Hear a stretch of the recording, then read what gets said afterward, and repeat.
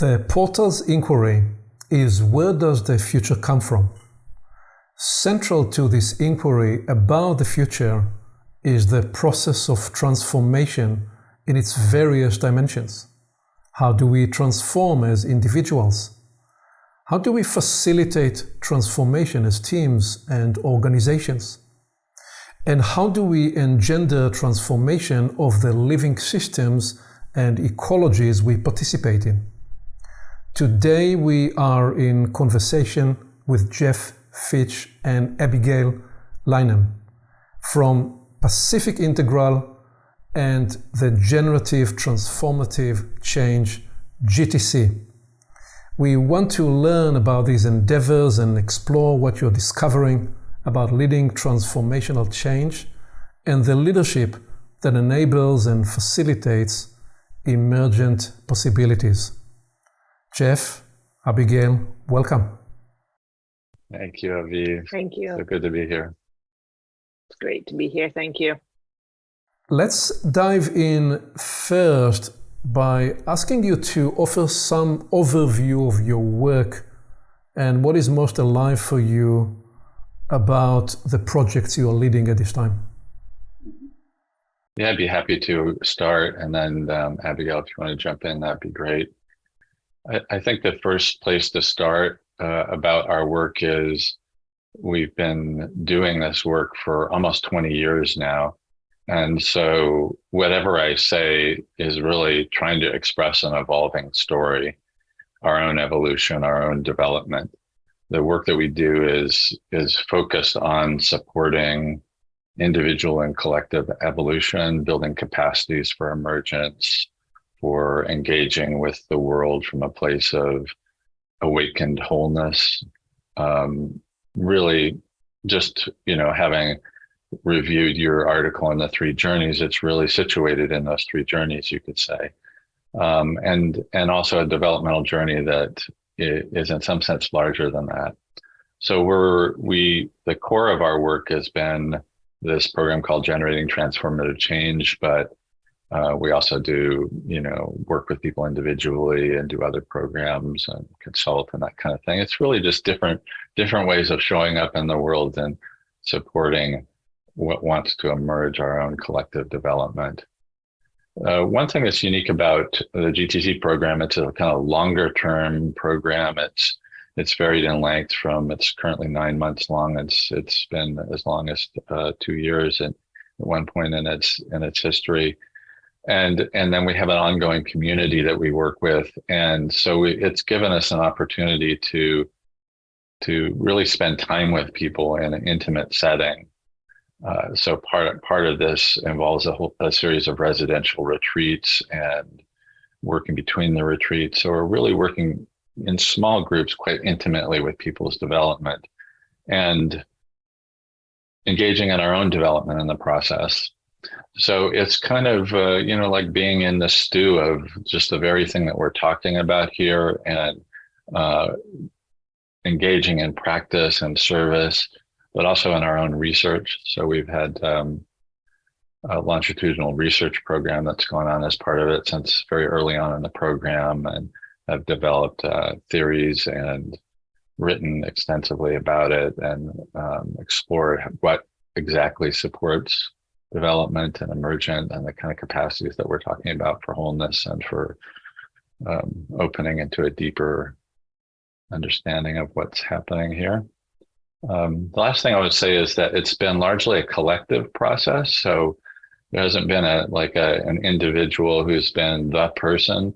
There's been, dozens of people involved in developing and facilitating the program over the years, and we are a community of practice. So we've been in the heat of it. It's not us coming from a place of, we figured it out and now we're going to lay it out for you. We are in the practice ourselves and have been since the very beginning in a deep collective process. And so I'll just pause there and let you add to that, Abigail, whatever you'd like to. Thanks, Jeff.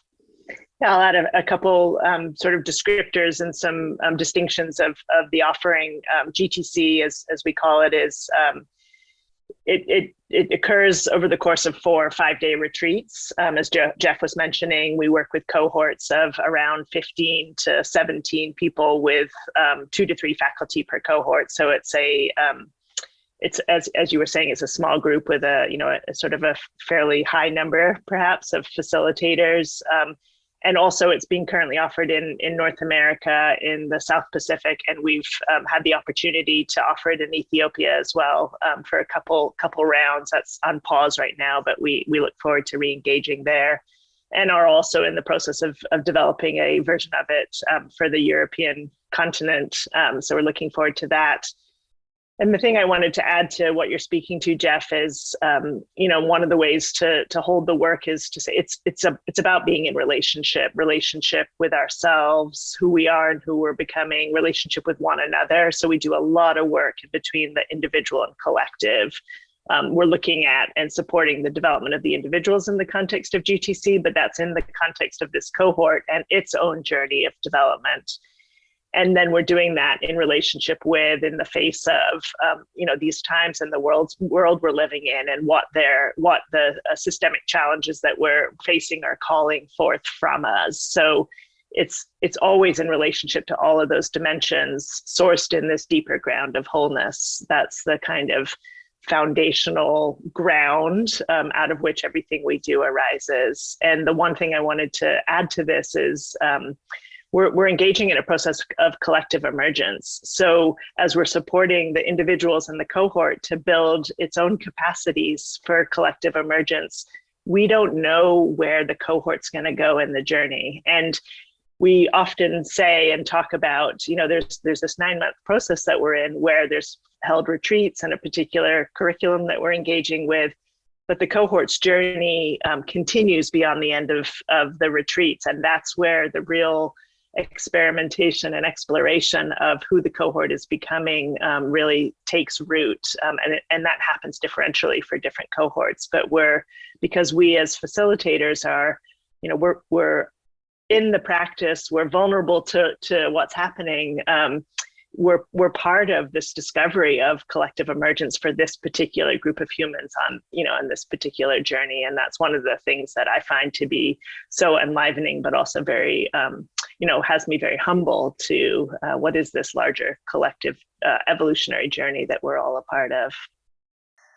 So in this first sand drawing that you're sharing with me, there are 4 saliences that emerged in those first comments.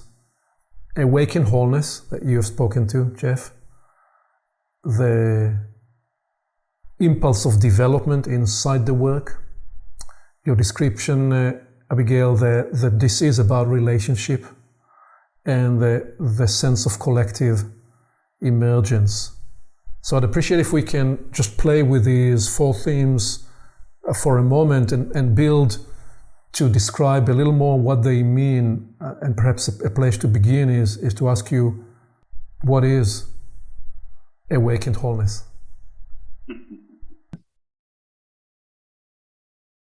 Yeah, thank you. Well, I'll step back from your question, because those 4 things aren't separate. They're interrelated, and there's a paradox. There's paradoxes in the 4 that you picked out.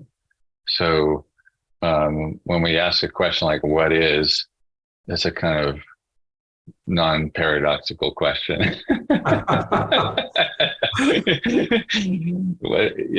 It's and in order to get to the answer, we have to get a little bit more confused first, I think.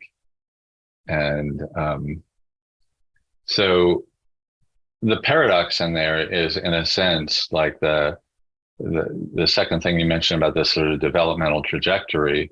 You could say, from the perspective of developmental trajectory, we are opening to deeper and more subtle awarenesses as we develop. So moving beyond, as some of your writing that I've read, moving beyond kind of the ordinary social, postmodern, conventional self into a deeper understanding of awareness itself as presence itself as our deeper spiritual reality that we are. And in a sense, that's a kind of awakening. And that we're also, as we're developing, going into a greater sense of wholeness, from being a baby where there's a very relatively small world to having seeing the larger societal world, to seeing the subtle non-manifest world, to seeing this whole evolutionary cosmos as an unfolding, and situating ourselves in that as our neighborhood, that we live in. And that this cosmos in the sense of not just the universe and the planets, but of mind and spirit, and this whole manifest reality is, in a sense, represents a kind of wholeness. So I'm describing this in terms of, developmental trajectory. It sounds very impressive, and it's a ways down the road. But in another sense, what we actually experience in this sense of awakening to our wholeness can also be simply returning home to what's already here. And a recognition that this is and always has always been whole and alive and conscious, that it's our fundamental reality. So there's a paradox there, in what it means to awaken, but also hold a developmental trajectory. So part of the guidance that you framed is that paradox itself is an awakening threshold, awakening portal.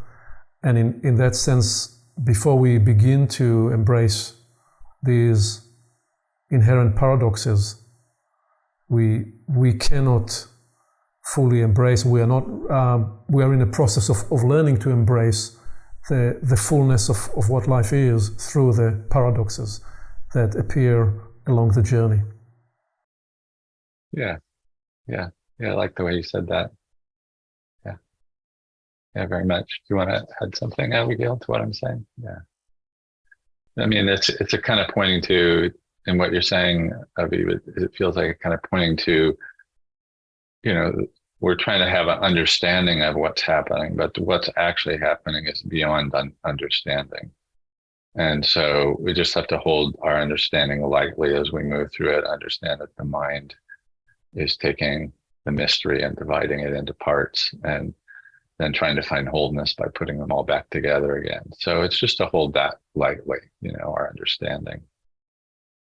So I'm guided to ask you now. I thought we will get to it later, but I'm going to ask it now. If there is any other element about the origin story, the backstory of how you got to the vision and the idea of GTC and that 9 months program where you essentially said, we're going to, I don't know that these are your words, but how I'm experiencing what you're describing is, you said we're going to create a womb for leadership, for the emergence of new leadership possibility, one that's ready to integrate more of life.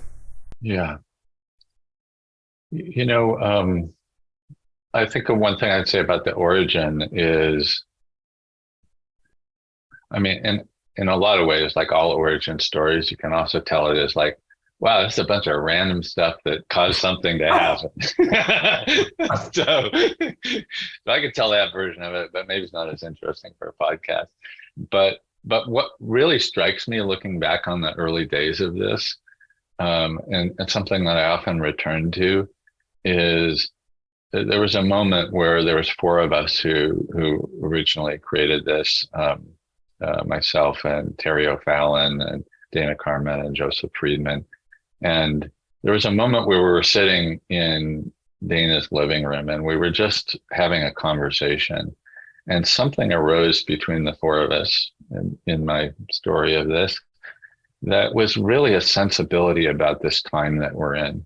Now, back then, this was a little while ago, it was a kind of feeling of like, we're really heading into an important time of change, and that to serve in that time of change, there will be people serving that kind of change, serving us to realize the potential of it, to move us through it with grace, to support us as human beings, to meet the challenge is. It was kind of, there's a storm on the horizon, not to use a negative term, but just that there's change welling up in the world. Now, of course, in the time since then, that change is arriving, and there's no like, oh, this is really feels like it's going to happen sometime soon. And we don't say that anymore. But it was that intuition of sensing people like us who are in the world wanting to serve the emergence of a new world through its time of transformation and turmoil.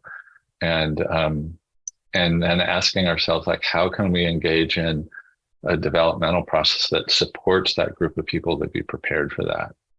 And that was, I'm putting a lot of words to it, but it was really, the experience of it in me was a kind of attunement to the spiritual impulse for a particular kind of service in the world that was really had taken me on at that time. And I didn't really know what it meant, but I was compelled to follow it. This very much resonates for me in the idea of what I sometimes describe as sleeper agents from the future being awakened. And I sense that there are people, souls, you may say, generations that have been coming through a certain awakening, called into service, summoned into service over the last 3, 4, 5 decades, and possibly standing on the shoulders of those awakened earlier for sure, and yet with a certain acute registration of what you were describing, something is about to appear, I need to engage now, and that something that you sensed was about to appear has arrived, and now you are playing in a theater of its continual unfolding. What would you add to this, Abigail, from your journey? I think actually what I'd love to add here is a experience of my own. I was a participant in GTC about 15 years ago, and just a taste of my own experience that maybe illustrates some of what we're speaking about here. One of the things we sometimes talk about, I guess it's a metaphor of some kind, is touching the sacred ground and lifting the ceiling on our own and each other's development is, kind of one of the sort of maybe orienting lenses to the work. And I arrived in GTC with a really strong drive to grow and develop myself, to create transformative change in the world, in a sense, almost like a weight on my shoulders that was greater than I could bear, and stuck in my own, feeling stuck in my own evolution around, what else, how can I be with all of this? But a real sense that something was wrong and something needed to change to make it right again. And what I experienced as I started to participate in GTC was not so much that I needed to move from A to B to be a more transformative change agent in the world, but somehow actually needed to deepen just into exactly who I am already, but wasn't fully conscious of or aware of. And so in a sense, the sort of somatic experience I had as I encountered this field of awakened wholeness, which I scarcely knew existed. I couldn't have used the words to describe it, didn't quite know it was there, was a feeling of my cells just opening up in the space naturally on their own. So I came in with all of this drive to change, to fix what was wrong, and found myself almost dissolving into or opening into what was already fully present, and a kind of release into a greater wholeness that was an experience of coming home to myself, not needing to depart into, version A or B or C of myself. So there was kind of there's a grace and I wouldn't say effortlessness, because there was, there were tears shed along the journey and ups and downs in it, but there was it felt like a welcome into a greater wholeness that was a profound gift in my life and work, which has led me to want to continue to contribute to it. So let's talk a little bit more about the work itself. I am deciphering that there is a knowledge dimension, a theory dimension, some appreciation about developmental theory and other models as element one. I'm sensing that there is the practice and the initiatory dimension of bringing the knowledge to life as element two.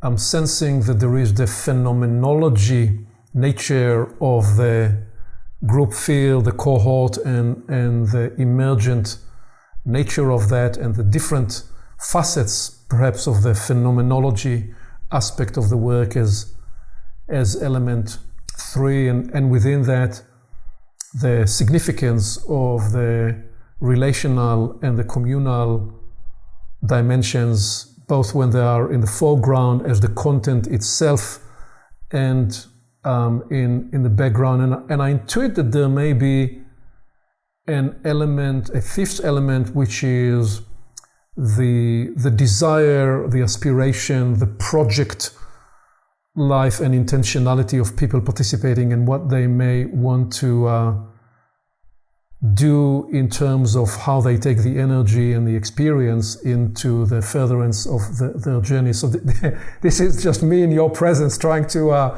steal your secrets and decode what I'm sensing. How would you reframe that, or what would you add that's part of the cosmology of the experience? You want to start that, or you want me to start it? Go ahead if you have an impulse, Jeff. Yeah, so we're engaged in practice, and there's a bit of theory. There's a lot of deep theory behind what we're doing, but we bring some of that forward, but as little as necessary, I would say. And then there's always some people who want to go more deeply into that, and we would support that. But it's mostly a space of practice. And there's a couple of things that I think that I would highlight out of what you spoke to. I mean, one is the field that we're holding the program in. A lot of times our kind of orientation or experience to it is almost doesn't matter what we engage with in the process, but it's how we're holding it that's important. And holding it, in this kind of view of, you could say, awakened wholeness, which for some people coming into the program initially is, as Abigail mentioned, it's a kind of sense of freedom and openness, and starts to stimulate our own awareness of our deeper dimensions. But also it can be sensed a little bit like there's a kind of, where are the boundaries to this? People who have done a lot of personal work are often used to being kind of held in a very tight, subtle container, which we're also doing at one level, but we're holding it in this wider space that's allowing present. So it's a very, the way the program itself is held, has its own kind of form of being catalytic. There's also a way that as we're moving through the work, we're working individually, but we're also working collectively, as Abigail mentioned. And this is something that I think is a little bit unique in the way that we do it in GTC. Obviously, there's a lot of kind of we space work that's happening in the world, in this kind of territory that we're working in. And there's a lot of those kind of practices that we hold. But we're also working to have the collective become self-aware and self-transforming.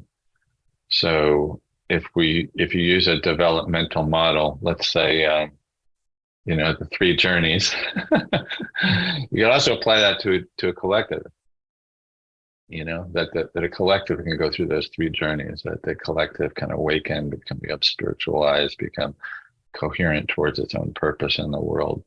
And what does it actually take to do that? Well, part of it is it requires us to move through a lot of territory of our own subtle projections about what collectives are, about what programs are, about what's happening when we come together in a group of people. So, and then open to a deeper coherence, and also a kind of collective meta awareness that allows the collective to become aware of itself, what's emerging in the collective, so that it itself can evolve. And ultimately, that kind of led us to see that this is what's happening when we're evolving. We're sort of co-evolving as I and we.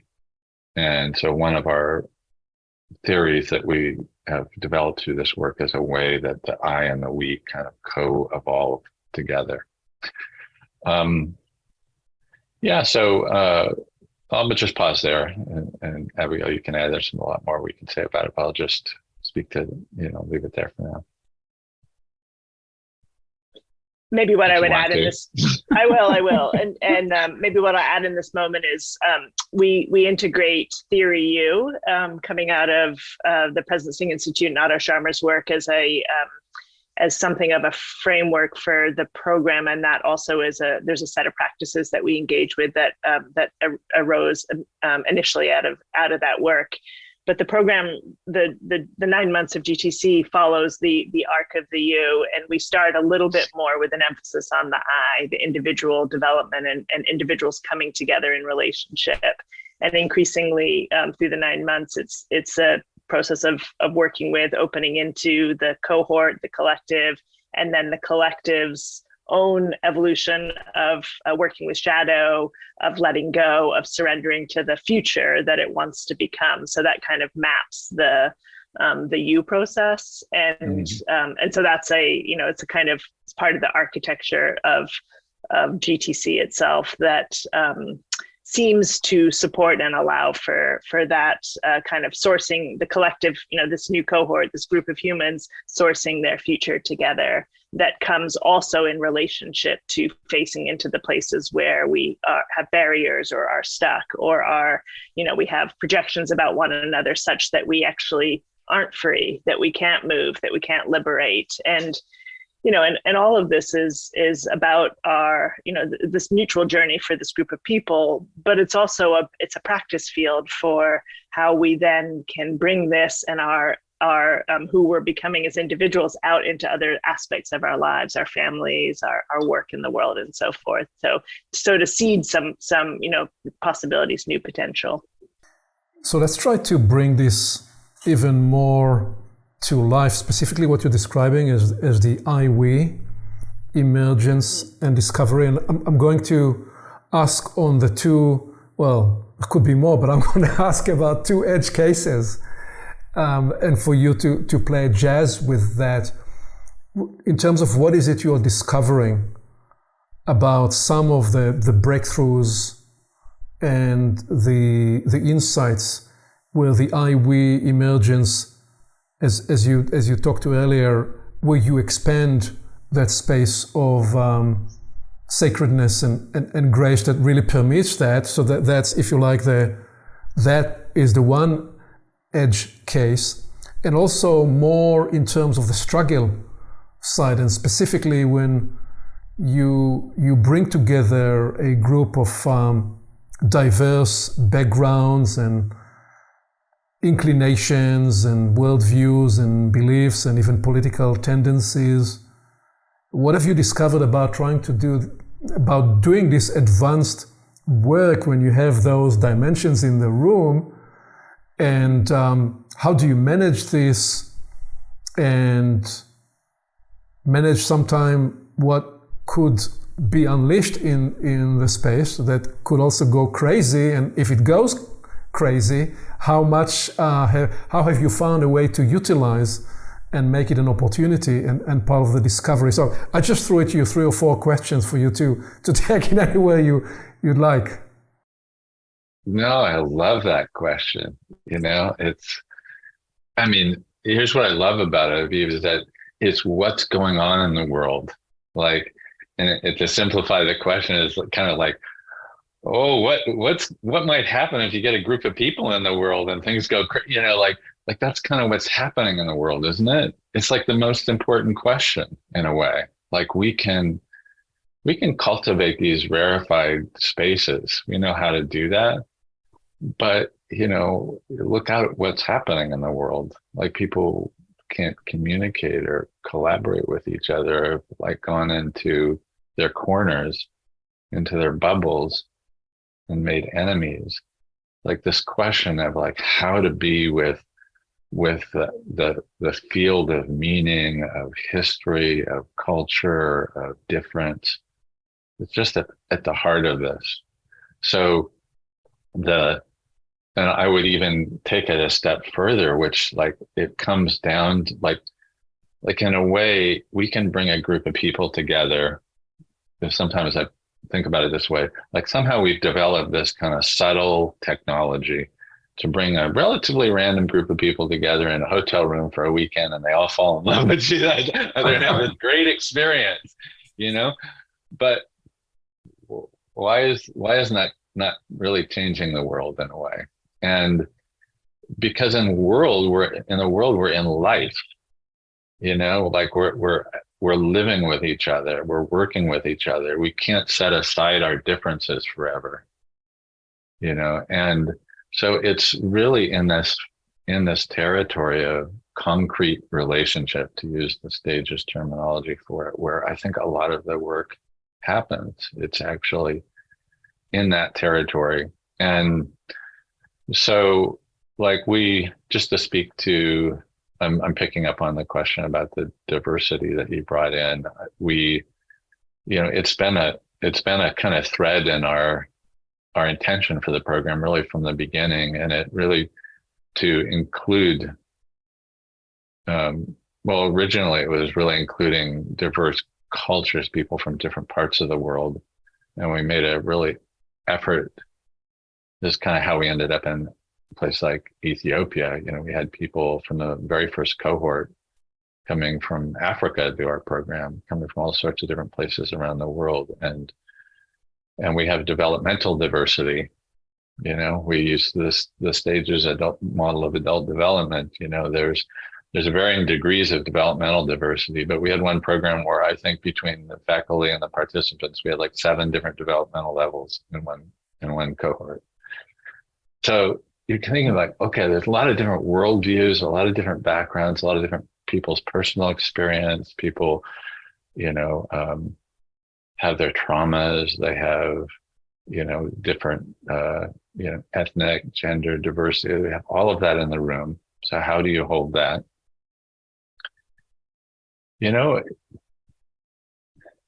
Like part of it is to work,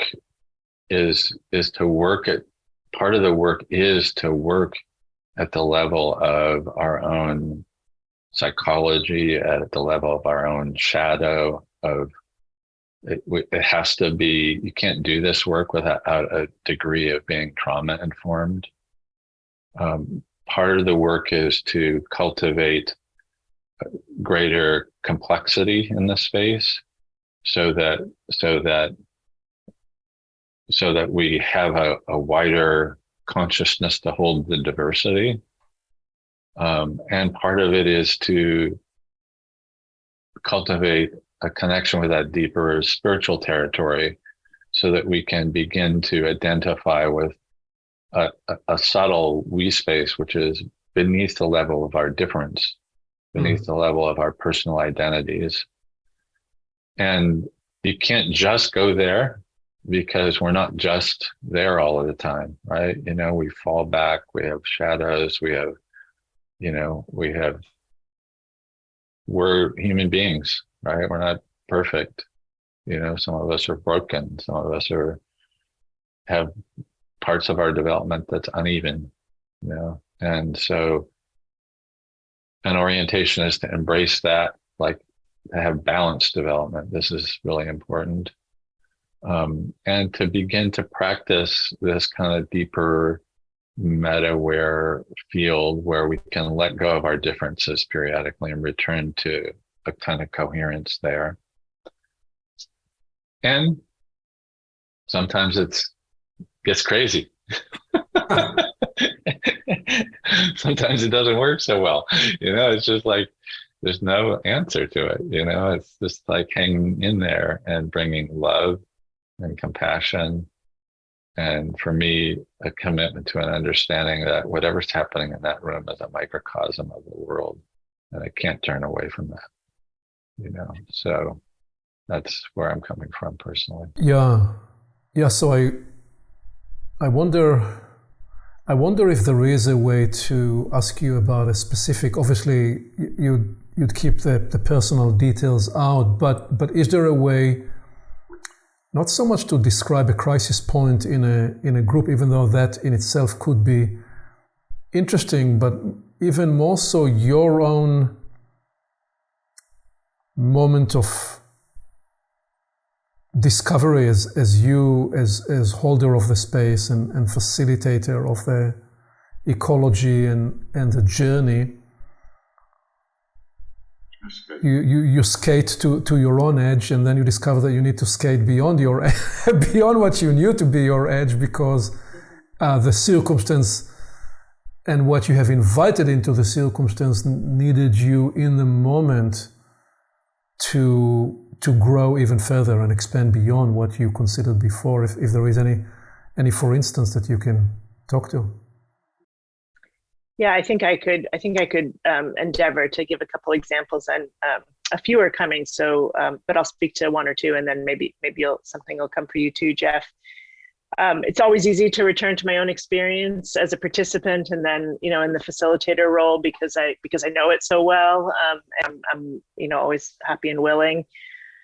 One thing that comes for me when I first came across GTC and entered into the space and the process is, it's very oriented towards, creating ecological change in the world, but very much an individual actor. So, it just had a real sense that nature is good and humans are, messing it all up. And that manifested itself in, issues of trust, issues of, a real limited capacity to be in an intersubjective or really a deeper interrelational space. And so that was part of the journey for me, was actually recognizing, that we ultimately aren't separate, and that I can open and deepen and awaken in relationship, and actually probably can't do it alone, in the sense that, that by doing healing work with other individuals, it helps me to, heal myself, but also, as I love, there's the quote by Ram Dass, which is we're all just walking each other home, and to actually live our way into the experience of that, where I realize as I lose touch with a greater sense of wholeness or essence of who we already are, you in our I-thou relationship can help to anchor that for me, and vice versa, so we become portals for one another. And then that for me has become a relational practice, in the sense of, how then do I bring that into, all the contexts that I'm a part of? How can I bring, the greatest wholeness that I have access to, and also a humility and vulnerability to the parts of myself that are seeking greater wholeness or healing. So I see that in my own life journey. One thing that as I think about this too, it's an ever unfolding journey, in the sense that we're not done until it's done in the greatest, it of the world.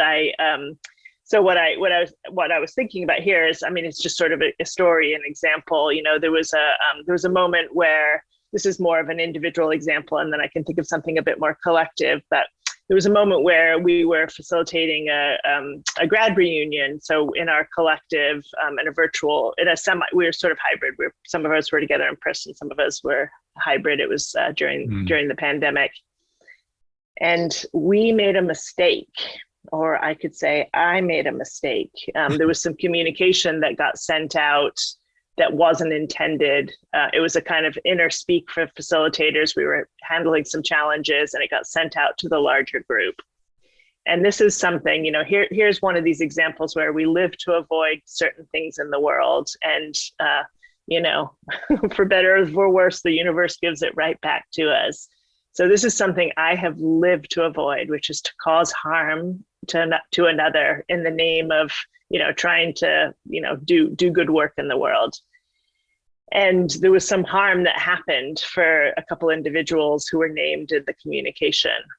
Anyway, so maybe it's a simple example, but for me, it's a powerful one that's still working me. Is everything in me had me want to leave, depart from the room, never show up again. So much shame, deep regret, etc.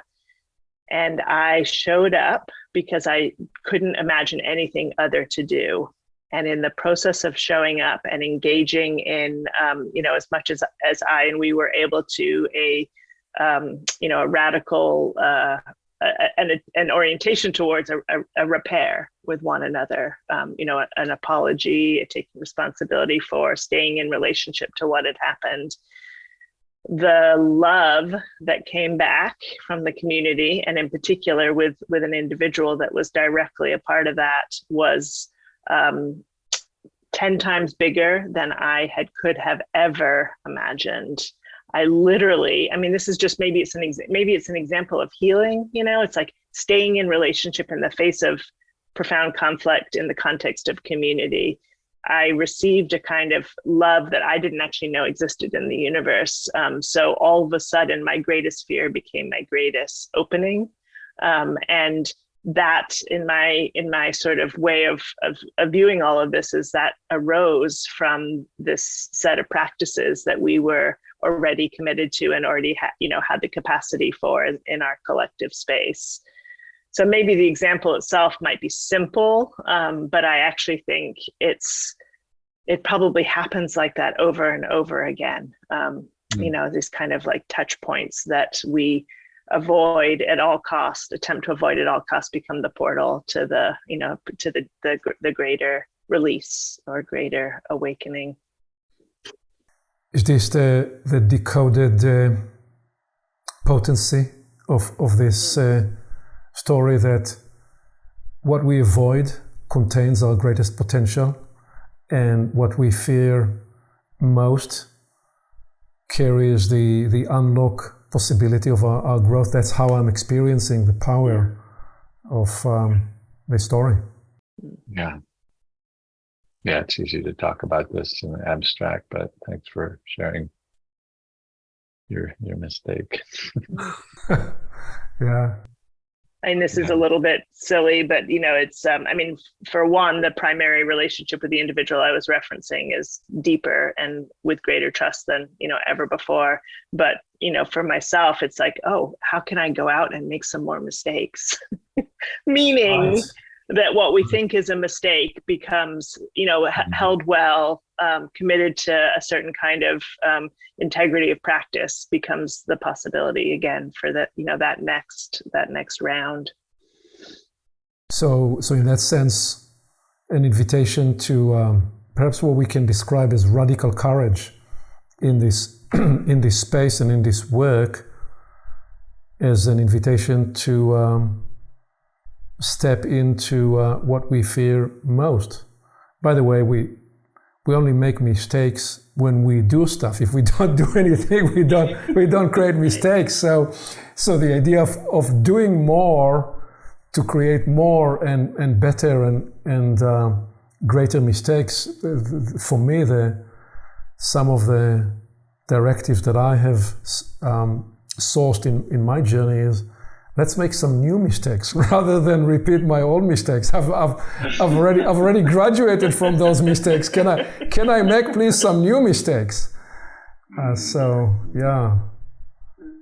a potent and powerful story. Anything you'll bring from your experience, Jeff, doesn't have to be in this lane, or can be in this lane, just whatever is arising.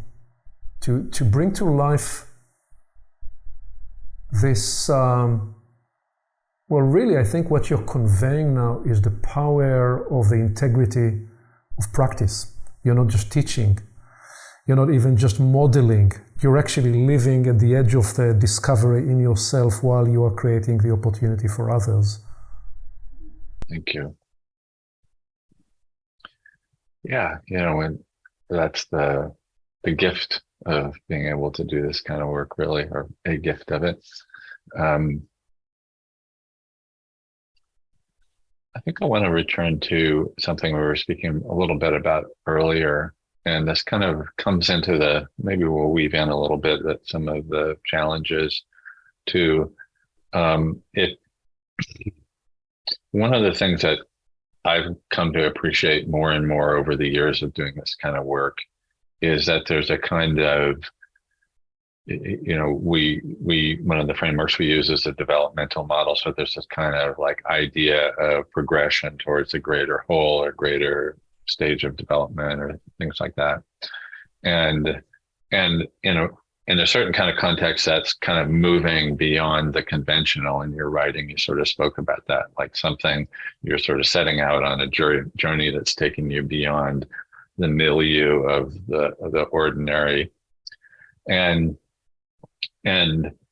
that's all true. And I think part of what can happen there, which I would speak to, is we can sort of idealize those exalted perspectives. And it's always important, even me saying that, we can put it on, okay, we don't want to idealize, but we do it anyway, and it's one of the things that we have to work with. And so part of that is, I just want to say, in a way, we're describing this work with a lot of kind of positive attributes, and it can also be challenging. So one of the projections that we have about later stages of development is that they're somehow more mature, more whole, more complete. But in another way, this is one of my little like tricks for counteracting that idealization. They're also more immature, in a way, the most mature stage that we have is baby. It's like when you're born, you already know you're an expert baby. You have it completely nailed, right? And then as you progress, you actually have to learn and grow. And, you come to that kind of conventional milieu that we're talking about, the modern, postmodern world. It's fully elaborated. There's technology, there's institutions, there's education.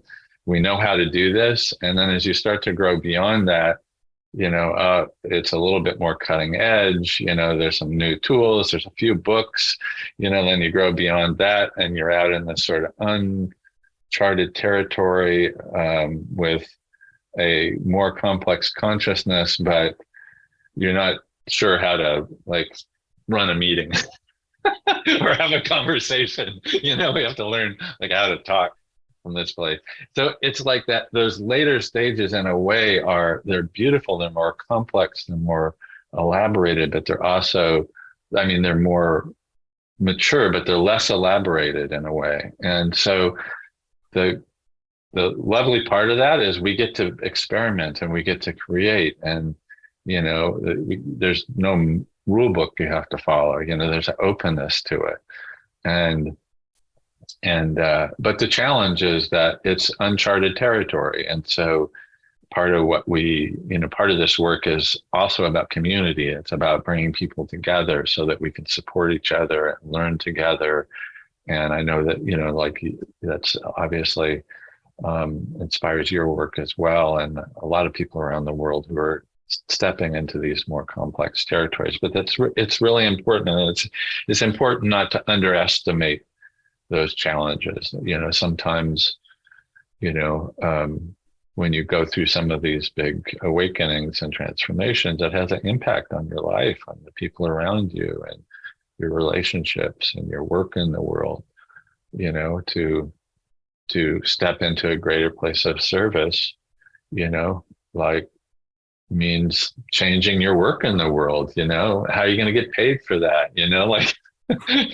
How are you going to, there's a lot of aspects to this that I think, which you can overlook, and in idealizing it, and that will be in this, we'll just be conscious light and and radiate, and yet, and I think, like in the email that you sent us, you asked, like, what about the kind of new emerging leaders? And I think this is one of the territories that kind of reflect that in a way. Like, there's a way in which culturally we've evolved so much, and in consciousness, there's greater access to states and more open capacities in consciousness, but we're still dealing with the world as it is, and still dealing, like, for younger folks, dealing with life stage issues, like, where am I going to live? Am I going to have children? Those kinds of things are still there, even if you're have access to awakened awareness. So I want to, in a minute, lead into the inquiry of next gen leaders. But just before that, to speak back to you in my words, part of what I heard implicit in what you were describing there is how, well, first, the higher the climb, the deeper sometimes and the more painful the fall can be, because we discover that sometimes we didn't really climb, but we climbed perhaps on a very thin pole, but it didn't have the scaffold and the infrastructure to hold us there. And secondarily, I think what I've heard in what you are relaying is really the multi-decade story that I would trace back to the 60s of the last century. And some of the theological and the projection and the baggage that was brought into all sorts of journeys, developmental and spiritual journeys, where there was a lot of the up and out kind of desires, and what you are describing, and I imagine both in the context of a group journey, and in a context that this is not just a one weekend to fall in love with and then go back into your life and find that you don't have the capacity to integrate it into the 360 degrees of living. There is a longitudinal journey here. But even more importantly, you're hinting to that part of the work of this time is what in the three journeys we are describing as the ensoulment work, and the taking of whatever it is that you have found by way of insight, by way of communion, by way of the expanded sense of self, and discovering how you can bring that into the concrete reality of living. How can you hold that, stay tethered to that, make it concrete, contract and expand through the various roles that you play in the various circumstances that you move in and out of. And really that the work, the embodiment work, is very much in that type of an endeavor rather than in some imaginary one-time absolution of all the pain in the world, which is not really the true actuality of leading at this time. Leading at this time means, as you're describing, embracing the whole of it. So I'm just saying that back to you, that's how I've perceived what you offer there. Thank you. Yeah, if I were to simplify it, it is an increasing appreciation of balanced development, that we engage in our own development in its whole, and not, an example is seeking sort of higher complexity, but that in our relational life, in our emotional life, in our ethical life, and our psychological work, and our embodiment, and our service in the world, and all the things that we engage with, that we're cultivating a kind of balanced development. It's important, especially in the later stages, because it can get even more imbalanced when you're in the later stages. This is something to watch for. Yes. So let me ask this mindful question. because I want to ask, what are you learning about next generations of leaders, their ways, their needs through the program, with the awareness and the sensitivity that there is no way to typecast or say almost anything that would be truly inclusive of a generation, because each person is a whole universe inside every generation. With it, I'm interested. I'm interested in because you've now run the program for a while, and one of my core observations is, so a generation now is, I'd say, every 3 or 5 years, not just because of the evolution of technology, like, you know, we used to talk about the millennials as the digital natives, those that were born into the internet, but you have those that were born into the internet, those that were born into social media and the smartphone, and those perhaps that were born into beyond that. And then, yes, there are the life stages, what happens in between the 22 to 27, what happens between 28 to 32 to 35, what happens between 35 to 42. And this is a different mapping than development stages and even generational stories. So there are multi-dimensionality here to explore, but with all those caveats, I'm interested if you could say something so how are these recent cohorts different to a few years ago? Are there some generalizations that you're able to make, and are you able to decode anything about that, both about the generational, well, those people that are showing up to the program, and also about what perhaps, if they're a mirror to the world and to the humanity that's showing up with you, what is this sand drawing telling you? That's typically my way. I ask 5 questions and you will choose where you want to go with it. Yeah, I'm glad to hear that you do. I do the same. I could get us started with just one reflection, and your observations go back further, Jeff. But what I've seen in the time that I've been involved is there's more and more younger folks being drawn to GTC. So, if I think back 10 years past, maybe there would be 1 or 2 who was, in their 20s into early 30s or something like that. And now there's a greater number each year almost. And I find that actually to be really a very heartening trend. It looks like, younger people at later and later developmental stages. So that appears to be, that I would say, on our small window of, this phenomena, it looks like a pattern, which I also think is, really exciting and holds all kinds of possibility and potential. Even so much so that, in the last 3 years in particular, we've had, we have a younger leaders rate to make it more, to make it more accessible. And we're getting more and more demand for that, including folks ranging into their early 20s and actually even younger than that. So if that's, if there's some truth to that trend, there's something important happening there.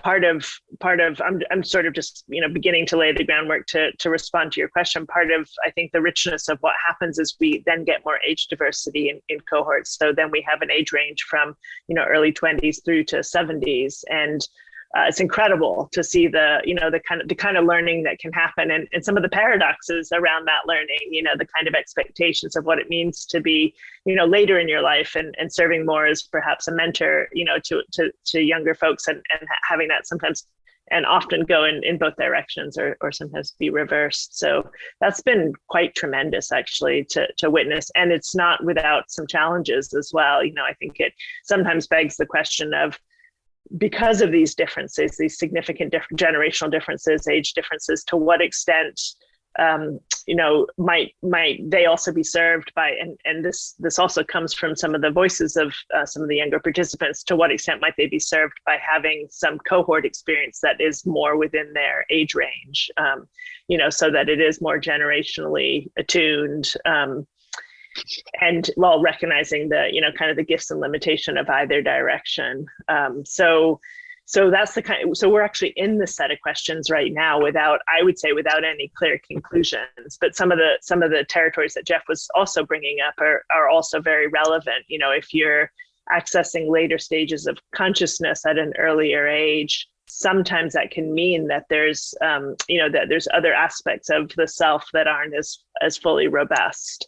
And so how to support the kind of the sort of widening or growing out into the spaces that the self already has access to, how to stabilize and how to integrate and work with the parts of ourselves that are less mature, is one of the challenges that we've witnessed.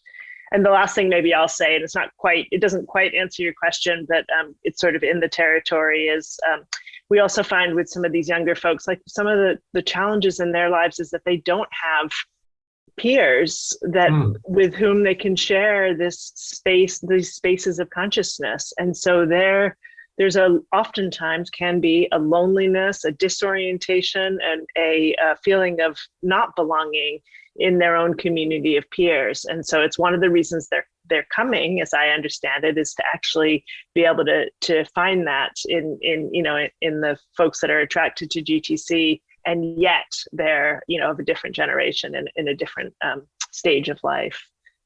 So that maybe just gets us started. Jeff, anything you'd add to this inquiry? I mean, I'm curious also if you feel that your role is changing. Would you say you are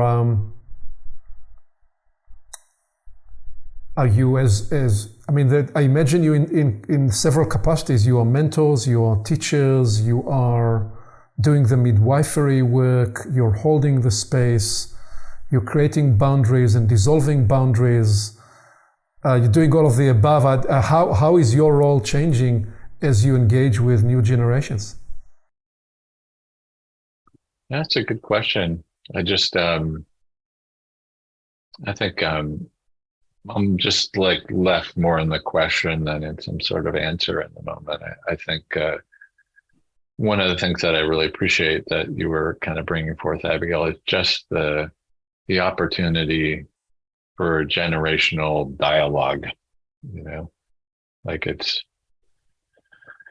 It's complex, because you bring two people, if we're working with somebody who's, say 30, there's some way that we have a different age, but that the idea of age, like the way we conceive of age, for maybe people our age, comes, I think, from more of a kind of conventional perspective of life stage,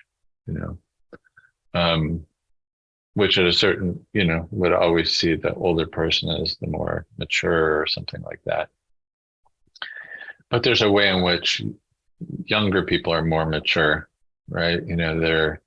Because they're born into a more mature culture, they're embodiment of a more mature culture than older folks are generally. So I just had an individual session with somebody this week who's, I don't know, about that age, 30 or something like that, somebody I've worked with. And they came in to the conversation and they were just like, I had an orgasm this week. And we ended up going right into that for an hour, in really detail. That's that's a cultural difference, right?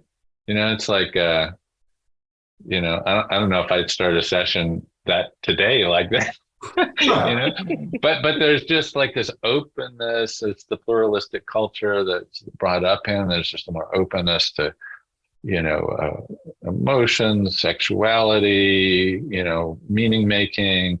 There's this whole world that the younger generation comes into. So, and there's other kind of development, which is just not like development in consciousness, but development in experience. It's like the more time you go through the four seasons, there's something that's gained, that you get through, practical wisdom, life experience. So there's ways in which we're all in different places in different ways, and if we can come together and actually learn from each other and hold, the projections about age and maturity with some complexity, then I think a real rich understanding can happen. I do feel excited about the younger evolving leaders that are here, but that's also like an old guy thing to say. Oh, the younger people are so smart and capable, but it's good. It feels good to see that and to feel nourished by their presence. Yeah. And maybe you can maybe hear in my voice some sense of how my own role or relationship to that is. I do, and I do hear also in your voice the facility and the technology you have developed in self-irony as part of your tool set to disarm the people you're working with, and how that is a way of disarming and unlocking conductivity in terms of the pathways that it opens in the dialogue. So I can observe that, and I'm practically interested in this particular line inside the everything that we are exploring, which is also the multi-generational dimension. Because again, and this may be a story that I'm holding in my mind as somebody who is older than often the way I look, but since you mentioned an old man point of view, which is how do we collaborate generationally better? I mean, in recent decades, for the first time, we found ourselves because of largely a technological environment, in a culture where often there was roles reversal, and the younger generations needed to become mentors to older generations. That somehow coincided exactly at the same time where, for the first time in the history of the world, younger generations found themselves to be more similar with the same people their age in other cultures. So the generational shift became more of a dominant paradigm in a rapidly evolving global culture than the unique endemic culture.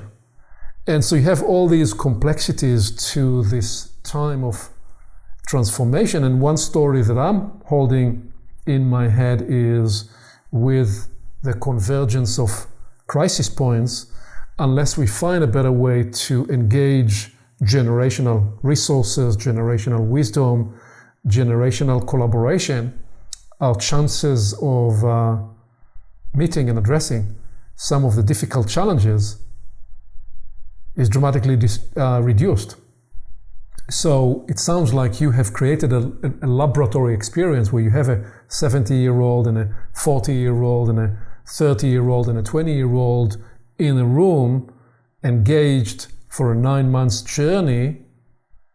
And it is interesting. And again, this is not the only dimension, but this is one dimension of the story.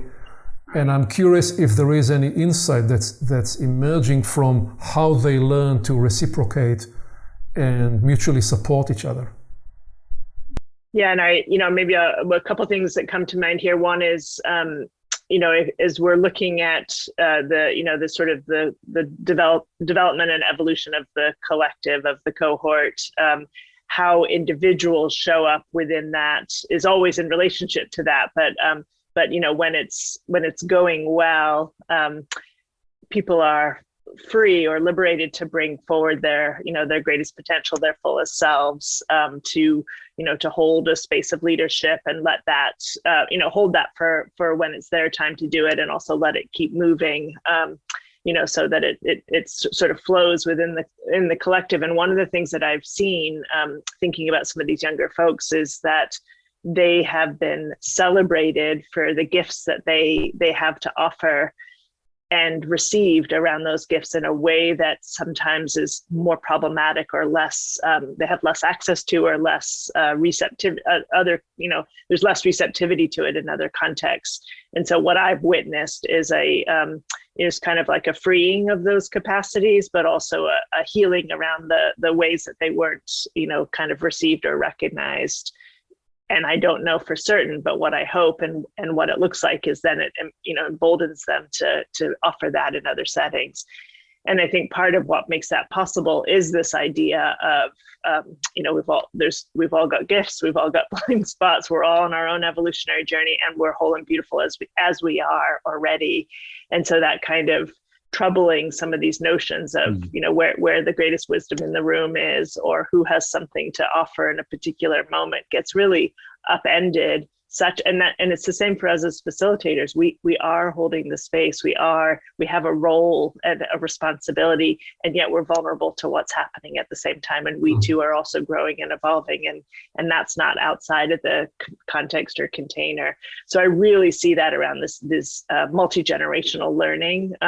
It's like both the beauty and then the profoundest vulnerabilities can come from any and all at any time, and get supported. So I'm thinking in particular of a cohort recently where there was, the eldest member and one of the youngest member were paired up as, kind of learning partners. We have a sort of buddy structure that we use, and just the beautiful exchanges that were happening between the two of them.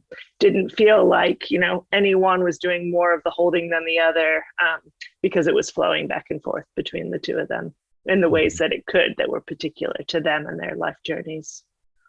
So perhaps as we begin to approach the final few rounds, a couple of rounds, let me step back from the program itself and ask you, what is the big story you have in your own map of meaning about the profound change that's underway? You write on your website, we believe that humanity is in the midst of a profound period of change, and that addressing the opportunity of our time require that we embrace universal human values and ethical action, awaken to and engage in our evolutionary potential, and enact more conscious, integral forms of leadership and collective action in the world, grounded in our deepest wisdom. So there are many big words there. We could literally spend an hour unpacking some of those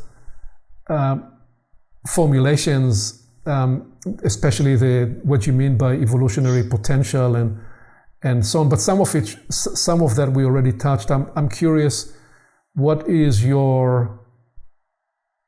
the map of meaning? What is the big story you hold in mind about this time, the journey of the last few decades, the journey of the next few decades, to make it concrete, and how do you live into that story? You want to start, Abigail? Go ahead.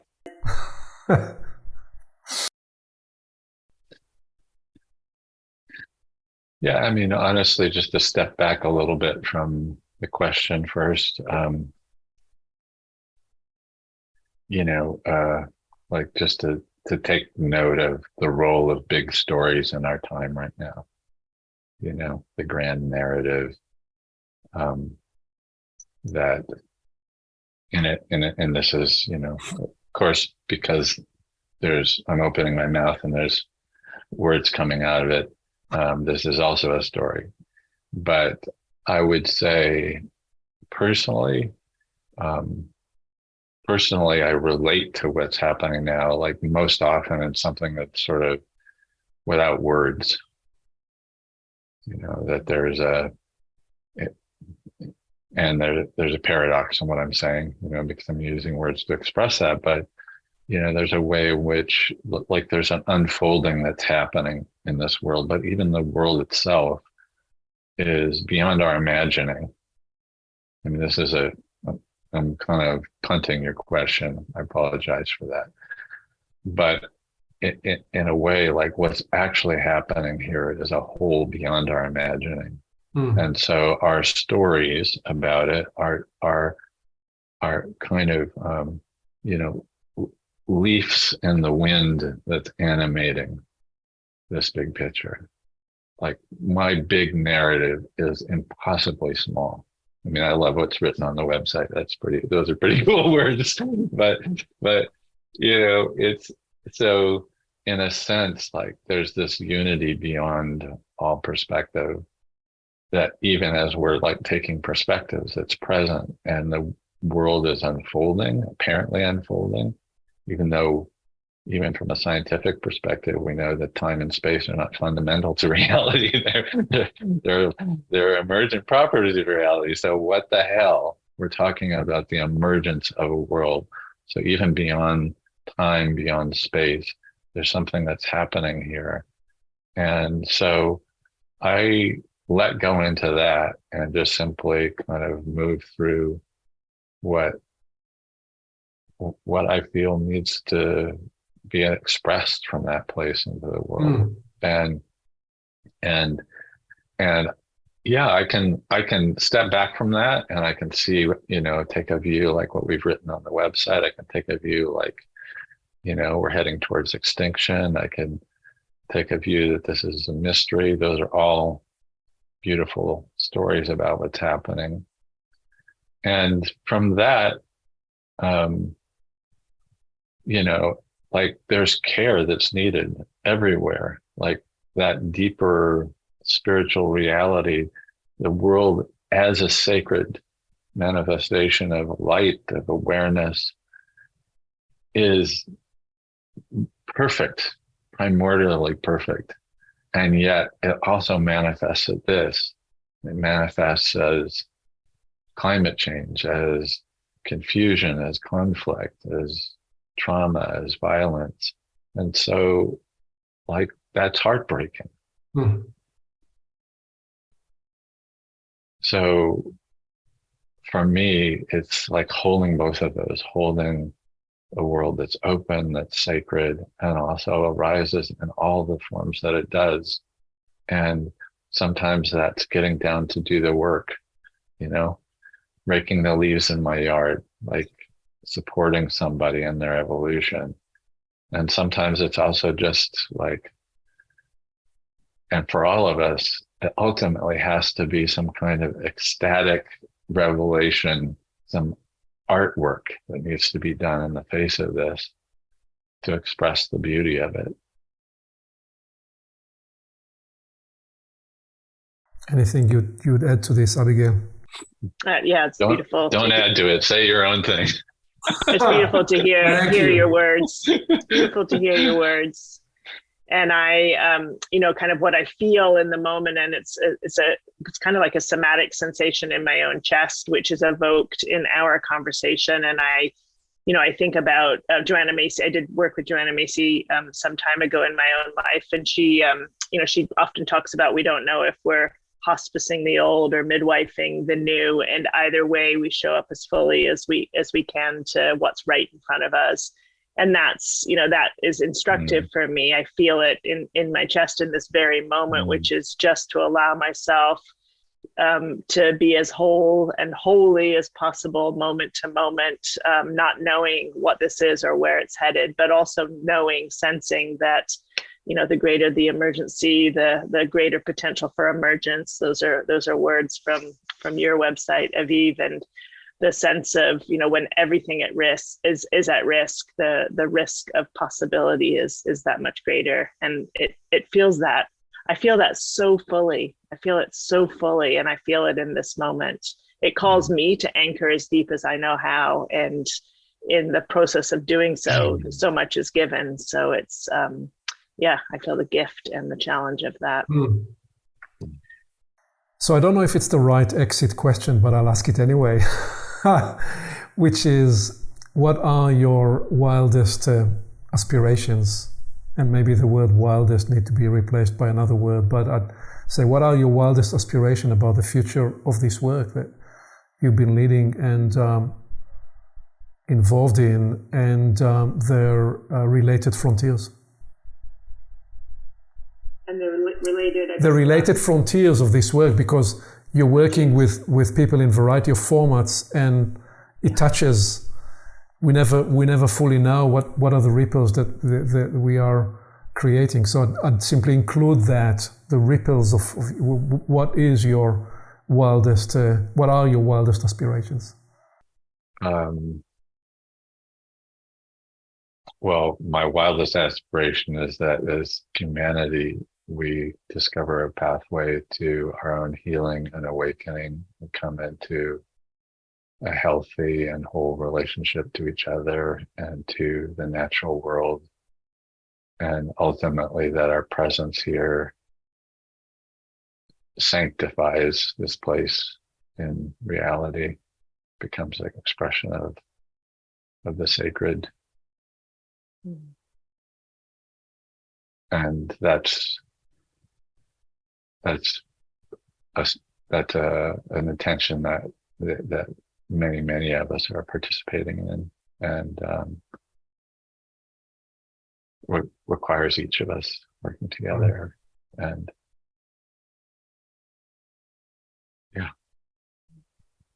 being in it together, as one of our friends says, with and for each other and in the world.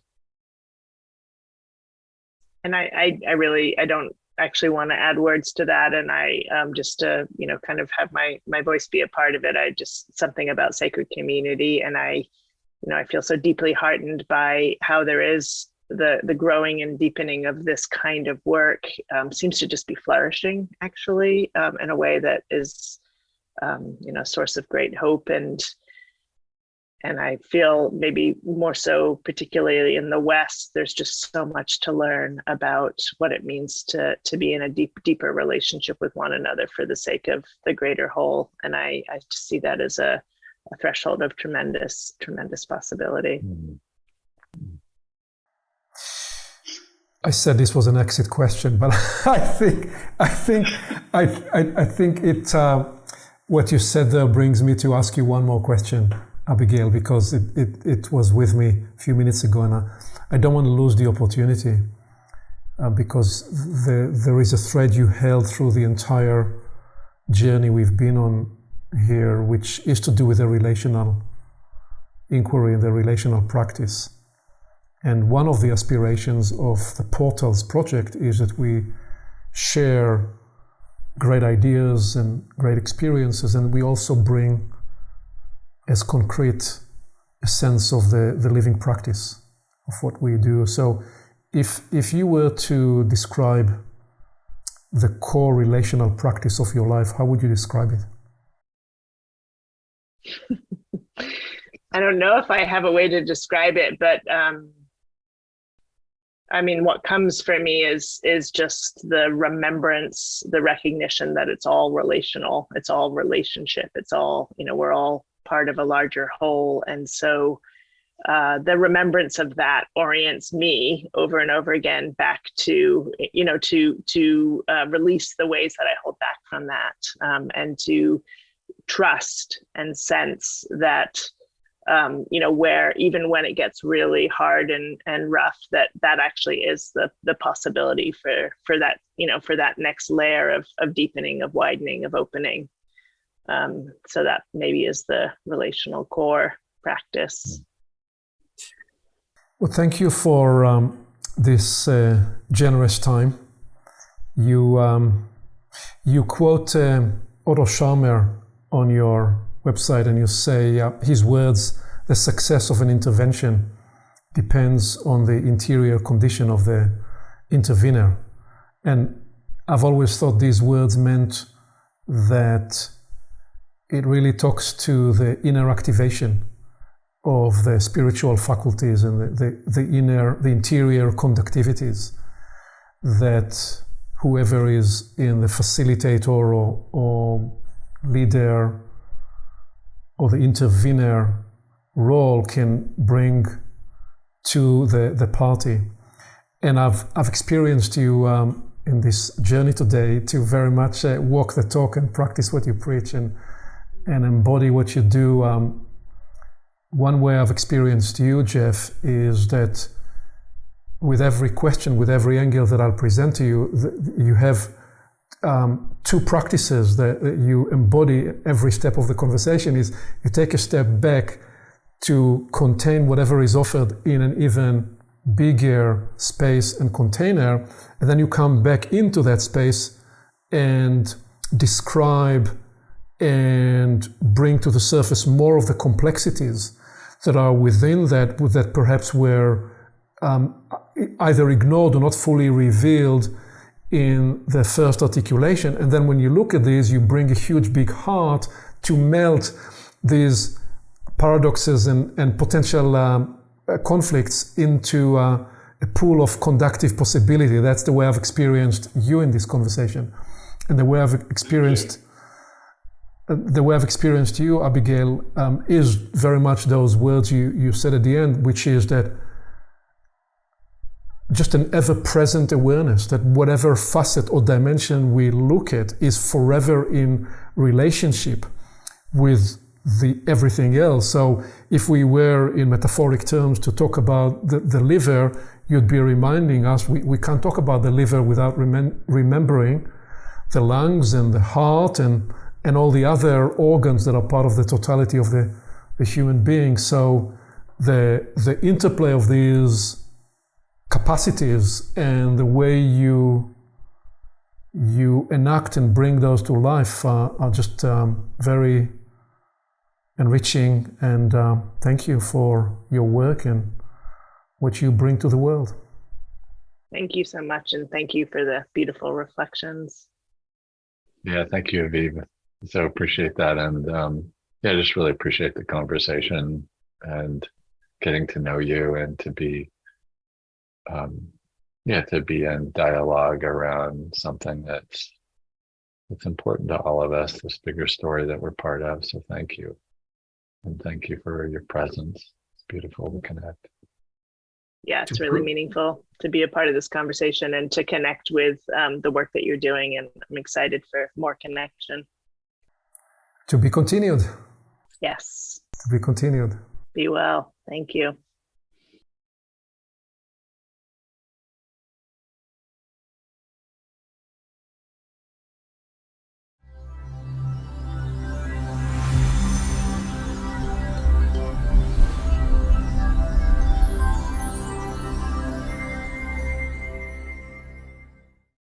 Along with our website at portalsofperception.org, Portals is also available on YouTube and on all podcast platforms, as well as social media. You can become an active member and join the conversation in community events. And you can help us get the word out by liking this content and by sharing it with your friends.